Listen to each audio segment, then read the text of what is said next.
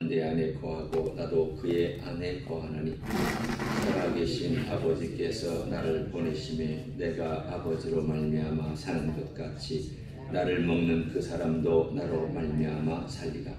이것은 하늘에서 내려온 떡이니 조상들이 먹고도 죽은 그것과 같지 아니하여 이 떡을 먹는 자는 영원히 살리라. 이 말씀은 예수께서 가버나움 회당에서 가르치실 때에 하셨느니라.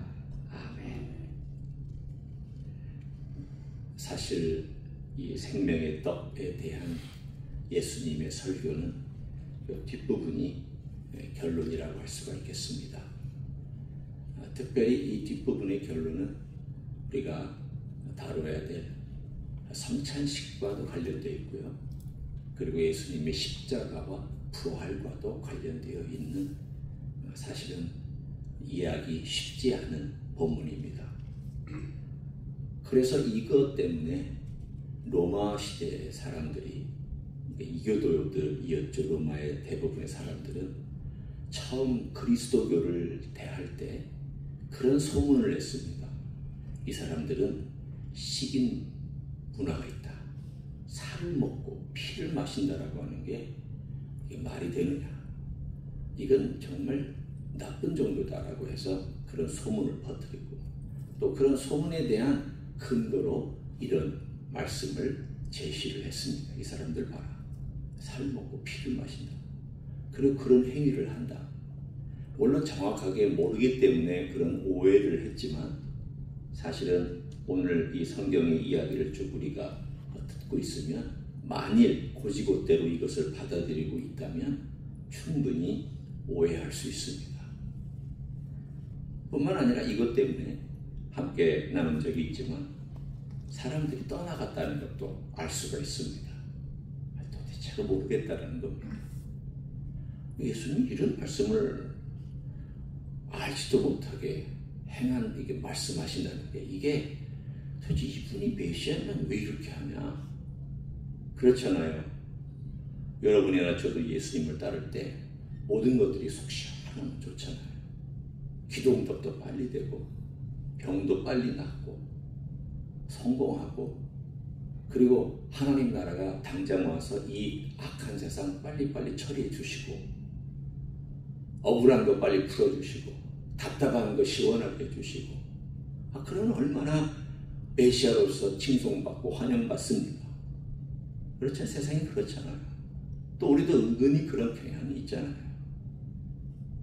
그런데 예수님 그렇게 안 하셨단 말이죠. 말씀을 하면, 요한복음 같은 말씀을 하면 알아듣기를 하나요? 또 마태복음 13장에 보면 예수님께서 비유로 많이 말씀을 하셨는데, 비유로 말씀하신 목적이 무엇인지 아십니까? 우리는 생각할 때 예수님께서 알아듣기 쉽게 하기 위해서 비유로 말씀하셨다. 천만의 말씀입니다. 내가 못 알아듣게 하려고 그런다라고 하셨습니다. 이게 무슨 뜻입니까? 라고 물으면 그 사람들을 데려다가 설명해 주셨지, 일반 대중들 속에서 진짜 예수님을 듣고 싶어하는 사람을 가려내는 목적으로 이 비유를 사용하셨습니다. 그러니까 우리가 좀 생각할 때 의외죠. 오늘 이 말씀도 마찬가지입니다. 정말 예수님을 따라갈까? 아니다. 예수님은 따라갈 만한 사람이 아니다. 스승도 아니고 메시아도 아니다. 라고 결정짓는 메시지가 이 메시지입니다. 사실 이것은 상징적으로 말씀하셨기 때문에 어떤 면으로 보면 비유하고도 목적이 비슷합니다. 오늘 그것이 뭐냐? 내 살을 먹고 내 피를 마신다라고 하는 바로 이 메시지입니다. 일단 이거 생각하면 우리는 제일 쉽게 이렇게 생각할 수 있습니다. 제일 쉬운 것부터 우리가 함께 하기를 원합니다. 그것은 내가 예수 그리스도께서 나를 위해서 십자가에서 내 죄를 대신해서 내 죄를 지시고 나를 위해서 죽으셨다는 것을, 그 사실을, 그 공로를 받아들인다 라는 뜻으로 첫 번째 우리가 받아들일 수 있습니다. 예수님께서 나를 위해서 내가 죽어야 될 자리에 그분의 살을 찢으셨구나. 그리고 내가 피 흘려야 될 그 자리에서 예수님께서 피 흘리셨구나. 그러면 그 사실을 받아들이고, 내가 정말 그렇습니다. 맞습니다. 내 대신 주님께서 죽으신 것을 제가 받아들입니다. 그것을 우리는 받아들인다라고 얘기합니다. 어떤 진리를 받아들이는 것도 받아들이는 거죠. 어떤 역사적인 사실을 받아들이는 것도 받아들이는 것입니다. 거기에도 믿음이 필요합니다. 왜냐하면 2000년 전에 일어났던 그 사건이 2000년 후에 살고 있는 나하고 무슨 상관이 있느냐? 그분이 정말 2000년 전에 죽었을 때 미리 2000년 후에 살아갈 나를 위해서도 그렇게 죽으셨느냐? 성경은 그렇다라고 말씀합니다. 그걸 받아들이니까 믿음이 필요하죠. 믿음이란 받아들인 거니까, 영접하는 거니까. 이것은 사실 어떤 의미로 보면 우리가 예수님을 처음 믿을 때, 그리고 예수님 영접하라고 말할 때 얘기하는 가장 일반적인 내용이고, 그리고 성경이 또한 말씀하고 있는 내용입니다.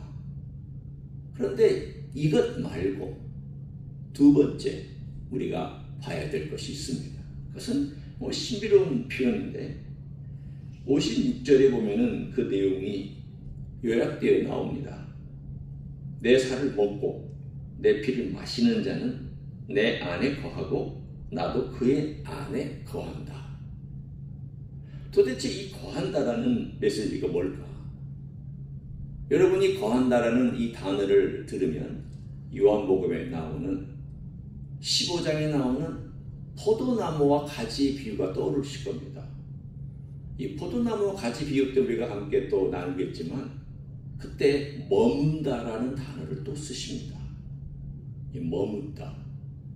그러니까 머문다라는 것은 단순히 그냥 어떤 팩트가, 역사적인 사실을 내가 머릿속으로 받아들여서 그렇구나라고 믿는 것 이상의 것을 얘기하고 있습니다.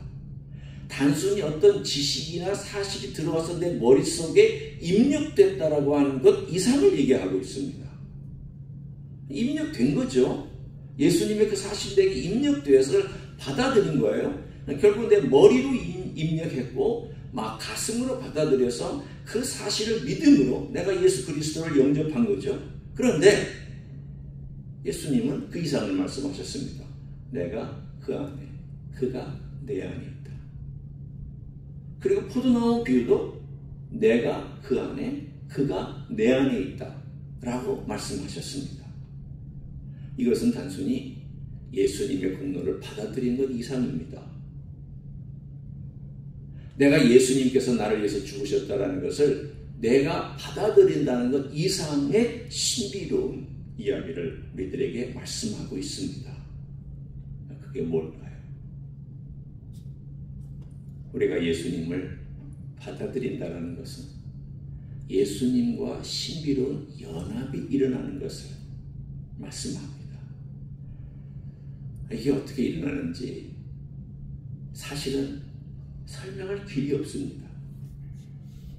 왜냐하면 우리 안에 있는 이 내면의 영혼이라고도 얘기할 수 있고 혹은 속사람이라고 얘기할 수 있는 이 속사람과 내면과 어떻게 예수님하고 연합이 되어 있는가에 대한 것은 사실은 말로 표현하기가 참 어렵습니다.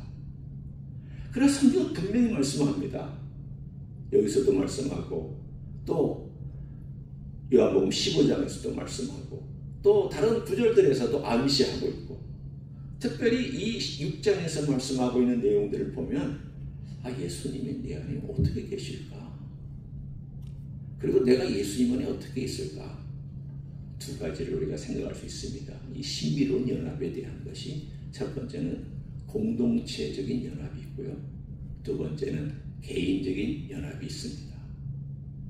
공동체 연합은 예수님은 머리고 우리는 몸이라고 말씀하셨습니다. 유기체는 분리되지 못합니다. 저의 머리가 여기 있고요. 제 몸이 여기 있으면 제 머리와 몸은 분리가 안 됩니다. 그러니까 예수님께서 만들어 놓으신 탄생시킨 교회와 예수님이 하나로 엮여져 있단 말이죠. 유기체로 하나로 엮여져 있는데, 그러면 생각해 보십시오. 아니, 교회가 제대로 교회 역할도 못하고, 때로는 그 교회 안에 있는 우리 성도들이 성도다운 삶도 살지 못하면서 살아가는, 그래도 몸입니까? 몸이죠. 예수님이 알뜰살뜰 보살피는 몸입니다. 약하기 때문에. 내가 연약할수록 나를 더 귀히 여기시는 그런 연약한 지체들을 주님께서도 고이고이 가꾸시는, 그러니까 예수님께서 전 세계에 있는 교회들이 자신의 몸이잖아요. 그러니까 얼마나 예수님은 열심히 일하고 계시겠어요? 신경 쓸 일이 많으시겠어요? 인간적으로 생각하면 머리가 복잡하다. 저 같으면 집안이 조금만 복잡하게 막 돌아가고, 교회 일 돌아가고, 또 다른 일까지 돌아가면 뭐 이렇게 일이 많지. 머리가 쉴 사이가 없네. 그러면서 일하다가 저 일하다가 갑자기 이 기어를 바꿔서 막 움직여야 되잖아요. 그리고 나면은 에너지가 다 소진돼가지고 아마 이 소파에 털퍼덕 기대고 누워가지고 나 쉼이 필요하다. 그럴 겁니다. 어디 전 세계에 있는 교회들 주님께서 내 몸이다. 그러면 몸이면 머리 대신 예수님께서 저 머리에서 모든 명령을 내리시고 모든 걸 관장하시고 모든 것들을 다 아시고, 또 필요하면 명령도 내리시고 필요하면 공급도 해주시고 필요한 모든 것들을 다 해주시는 연합체로서 되어 있다라고 말씀합니다. 유기체는 단순히 기계적인 조합이 아닙니다. 로봇같이 머리하고 몸을 갖다 붙이고 안 되면 떼버리는 그런 존재가 아니라는 겁니다. 유기체잖아요. 분명히 주님 말씀하셨습니다. 유기체라고 말씀하셨습니다. 너와 나는 하나다. 나는 머리고 너는 몸이다. 그리고 너희는 각 몸의 지체다. 그러면 뗄래야 뗄 수가 없습니다. 이걸 신비라고 얘기를 합니다. 어떻게 가능합니까? 전 세계에 있는 교회가 예수님하고 어떻게 연결되어 있습니까? 저는 어떻게 설명할 길이 없지만, 그러나 사실인 걸 어떡합니까? 신비롭죠. 신비롭습니다. 공동체가 예수님 안에 거한다는 것이 신비롭습니다. 물론 어떤 공동체는 예수님에 거하는 것이 정말 깊이 거하는 공동체가 있고, 그냥 그저 그렇게 거하는 공동체도 있을 수가 있고, 병든 공동체도 있을 수도 있고, 또 힘있게 역사하는 공동체도 있을 수 있지만, 주님의 공동체 교회는 주님의 머리신 줄 믿습니다. 그게 신비로운 공동체의 연합입니다. 그러나 두 가지 중에 두 번째, 개인적인 연합이 있습니다. 여러분, 예수님이 어떻게 여러분 각자 속에 들어와 계실까요? 예수님은 지금 하늘 보좌에 계시잖아요. 예수님이 여러분 마음과 하늘 보좌에 동시에 앉아 계시지는 않습니다. 예수님은 하나님 보좌 우편에 앉아 계십니다. 그러나 성령께서 내 안에 계시므로 예수님은 내 안에 계시는 것과 똑같습니다. 우리는 삼위일체 하나님을 다 이해 못하지만 삼위일체 하나님의 유니티, 하나됨과 그 역동성, 움직임과 그리고 그 교제와 교류와 그 안의 사랑과 풍성함은 감히 우리의 말로 표현이 안 되는 정도입니다. 성령께서 내 안에 계셔서 내 속사람 그리고 내 가장 깊숙한 중심에 계실 때 주님도 또한 우리 안에 계시는 것과 똑같습니다. 결국은 주님, 내가 너 안에 있다라고 하는 이 말은 거짓말이 아닙니다. 어떻게 주님이 하늘 보좌에 계시면서 내 안에 계십니까? 그 말씀은 우리가 다른 성경의 많은 구절들과 함께 연합해서 성령께서 내 안에 계시므로 예수님이 내 안에 역사하시는구나. 그리고 예수님께서 내 안에 가장 주님이 되셔서 내 가장 중심에 가장 귀한 자리 전체를 다 관장하는 자리에 계실 때 내 삶이 내가 주님 안에, 주님이 내 안에 계시는 그 삶의 비밀과 놀라운 능력과 은혜를 체험하며 살아가는구나 라는 것은 알 수가 있습니다. 그것을 주님께서는 내 살을 먹고 내 피를 마시는 자는 내가 그 안에, 그가 내 안에 있다. 현재형입니다. 처음 우리가 예수님을 믿어서 예수님 안에 들어갈 때, 예수님이 우리 안에 들어오실 때, 그것은 처음 단회적으로 일어난 사건이지만 그 일로 인해서 예수님과 교제해서 예수님과 함께 늘 사는 삶은 단회적인 사건이 아니라 연속되는 삶입니다. 그러면 이제 우리에게는 숙제가 있습니다. 이 연속되는 삶을 우리가 어떻게 누려야 되느냐, 어떻게 기쁘게 살아야 되느냐. 오늘 있는 그대로입니다. 머물러라는 거예요. 내게 머무르라. 이 머무르라는 것은 여러 종류가 있습니다. 여러분 집에 같이 사는 사람들이 여러 종류가 있죠. 한 집에 이렇게 있으면 식구들이 있습니다. 같이 머무는 거죠. 그렇지만 머무는 것도 여러 종류가 있더라고요.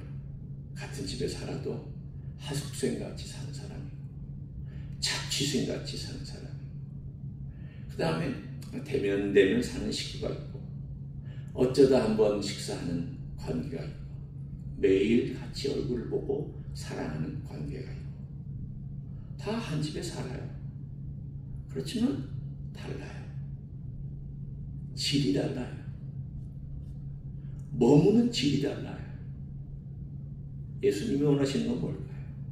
너는 나와 함께 매일 같이 식사하자. 나는 너에게 오픈되어 있으니까 너도 오픈해라. 나는 너와 대화할 수 있으니 너도 나하고 대화하자. 이게 생명의 신비고 주님과의 교제의 신비입니다. 우리는 그게 어떻게 가능합니까? 가능하기 때문에 주님이 말씀하신 거예요. 가능하지도 않는데 그렇게 말씀하는 건 아니잖아요. 주님이 얼마나 갈망하고 주님이 얼마나 우리와 함께 교제하기를 원하시는지를 우리가 안다면 우리는 감히 나 같은 인생에게 찾아오셔서 나를 위해서 십자가에서 보혈을 흘려주시고 나를 위해서 또 죽으신 것도 너무 감사하고 또 내 안에 들어오셔서 내가 너 안에 네가 내 안에 있는 것처럼 교제하기를 원하시고 생명을 나누기를 원하시는 이 놀라운 것들도 또한 신비롭고 귀하죠. 이게 말이 안 되는 일인데 여러분 말이 안 됩니다. 왜 안 되는 줄 아세요? 아담 이후로 예수님 오시기 전까지 누구도 이런 교제를 나눠본 적이 없습니다. 누구도. 심지어는 아담도 타락하기 전에 아담도 에덴 동산에서 하나님과 교제했지만 성령께서 그 안에 들어오셔서 성령께서 영원히 거하시는 그런 일들은 존재하지 않았습니다. 그런데 이제 성령께서 예수 그리스도로 말미암아 우리 안에 들어오셔서 하나님과 영원히 거하는 이런 축복과 이러한 놀라운 영광을 누가 누리느냐? 예수 믿는 사람이 누리는 줄 믿습니다. 이건 이전 인류는 경험하지 못한 것입니다. 구약의 성도도 경험하지 못한 것입니다. 아브라함도 경험하지 못한 것입니다. 다윗도 경험하지 못한 것입니다. 오직 신약 시대에 사는 우리만 경험하는 축복이잖아요. 그러면 어떻게 살아야 될까요? 다윗보다 더 잘 살아야 되고요. 아브라함보다 더 잘 살아야 되고 구약에 나온 성도들보다 더 누리면서 살도록 창이 펼쳐져 있어요. 그렇게 살고 안 살고는 이제 우리가 우리의 책임에 있습니다. 어떤 면으로는. 그러나 더 멋진 축복은 그들보다 더 멋진 기회와 길은 우리 주님께서 우리 같은 평범하고도 어떻게 생각하면 죄인인 초라한 우리를 위해서 해주신 놀라운 역사하는 장인 줄로 믿습니다. 그런 하루 오늘도 주님과 깊이 교제하시고 주님과 대화하시는 여러분 되시길 예수님의 이름으로 간절히 축원합니다. 기도하겠습니다. 하나님 아버지 감사합니다. 예수님이 우리를 위해서 십자가에서 대속의 사건을 이루신 것을 믿고 하나님의 백성 되게 해주신 걸 감사합니다. 그뿐 아니라 우리 예수님을 인격적으로 영접하고 인격적으로 영접한 그 놀라운 교제가 오늘도 일어나고 있음을 믿고 감사합니다. 오 주님, 그러한 놀라운 교제, 주님과 하나됨, 신비로운 연합을 매일매일 삶 속에서 경험하며 살아가는 종들이 되게 하여 주시옵소서. 이제는 우리 구주 예수 그리스도의 은혜와 하나님 아버지의 극진하신 사랑과 성령 하나님 교통하심의 역사가 오늘도 우리 주님과 함께 그 놀라운 연합을 누리고 또 대화하고 교류하고 감정을 나누고 공감하고 하늘의 영광을 내 삶 속에서 체험하고 또 주님이 내 안에 계심을 느끼며 나 또한 주님 안에 있음을 느끼며 살기를 소원하는 이 자리에 참여한 모든 종들 위해와 주임지 히스교회 위해와 이민교회들과 한국교회들과 선교사님들을 위해 이제부터 영원히 함께 하실지어다.